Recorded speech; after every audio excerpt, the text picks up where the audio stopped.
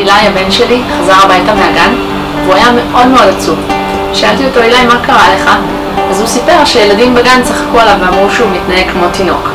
מבחינתי, אילי הוא ילד בוגר, הוא ילד אחראי, הוא ילד פשוט מדהים.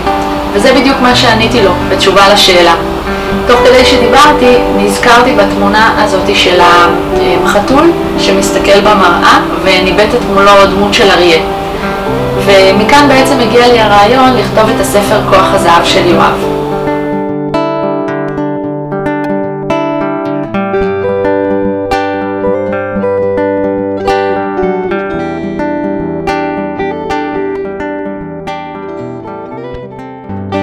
כוח הזהב של יואב זה הספר הראשון שלי, והוא בעצם מבחינתי שילוב מנצח בין שתי האהבות הכי גדולות שלי, ילדים וכתיבה.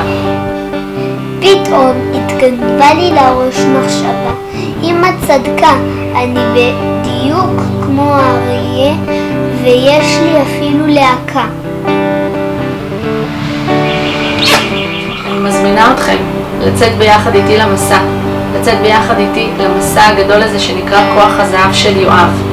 מזמינה אתכם להגשים יחד איתי את החלום, להסתכל לילד שלכם בעיניים ולדעת שהוא מלך החיות.